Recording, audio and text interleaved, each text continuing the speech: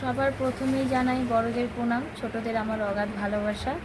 ভিডিওটা শুরু করছি, অবশ্যই ভিডিওটা স্কিপ করবেন না, পুরো ভিডিওটা দেখবেন। আজকে আপনাদের সামনে একটা নিউ রেসিপি নিয়ে চলে আসলাম, ভাতের পকোড়া। আগামীকাল যে ভাত বানিয়েছিলাম রাতে, অনেকগুলো ভাত না বেশি হয়েছে, সেই ভাতগুলো ফেলে দেবো না, অন্ন নষ্ট করা তো উচিত নয়। তাই অন্ন না নষ্ট করে ওই ভাতগুলো দিয়ে আমি অন্য পদ্ধতিতে একটা রেসিপি বানিয়ে নেব। মুখরোচক, পুরো ভিডিওটা দেখুন।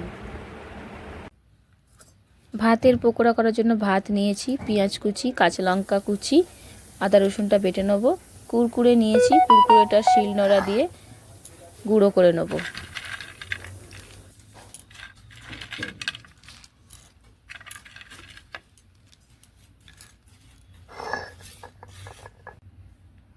কুরকুরে গুঁড়ো করে নিয়েছি। এরপর বেটে নিচ্ছি আদা রসুন। এবারে ভাতের ওপরে দিয়ে দিচ্ছি 3 চামচ বেসন। অবশ্যই ভাতের পরিমাণ অনুযায়ী সমস্ত কিছু দিতে হবে। আদা রসুন বাটা দিয়ে দিলাম, পেঁয়াজ কুচি, কাঁচা লঙ্কা কুচি দিয়ে দিলাম,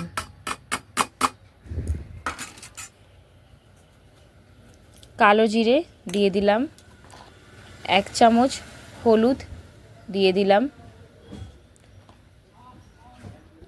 পরিমাণ মতন নুন দিয়ে দিচ্ছি।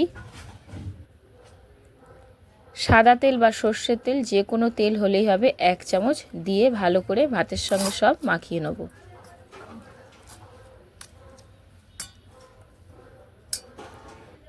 সিদ্ধ করা আলু গ্রেট করে নিচ্ছি। গ্রেট করা আলু ভাতের ওপরে দিয়ে ভাতের সাথে মাখিয়ে নেব।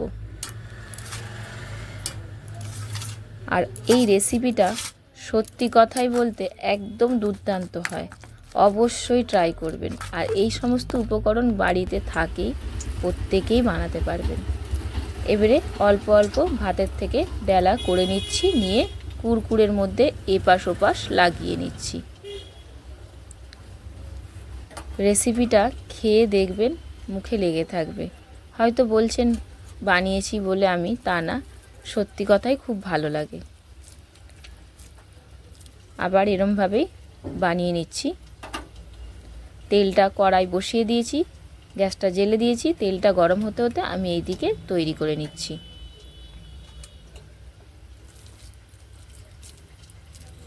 অবশ্যই কিন্তু আপনারা ট্রাই করবেন রেসিপিটা।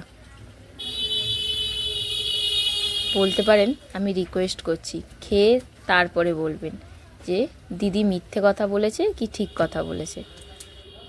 এরমভাবে আমি 4 পিস বানিয়ে নিলাম। আর তেলটা খুব সুন্দর গরমও হয়ে গেছে। এবারে আমি একটা একটা করে দিয়ে দেব।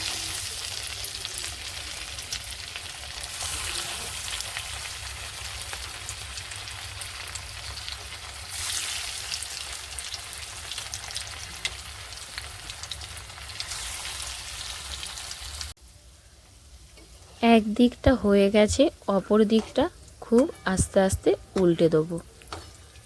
আর যখন এগুলো ভাজবেন, গ্যাসের আগুনটা মিডিয়াম করে দেবেন, খুব জোরেও না, খুব আস্তেও না।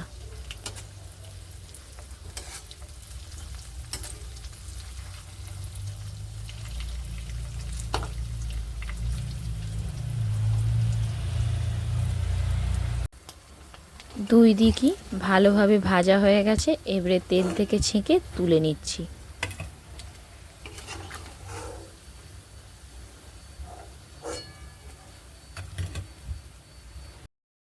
আমি ভেঙে দেখাচ্ছি, দেখুন ভাতের পকোড়া কত সুন্দর লাগছে দেখতে, ভেতরটা কত সুন্দর লাগছে আর কতটা মচমচে হয়েছে।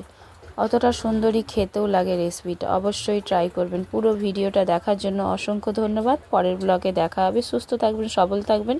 ভিডিওটা ভালো লেগে থাকলে লাইক, কমেন্ট, শেয়ার করতে ভুলবেন না। বাই।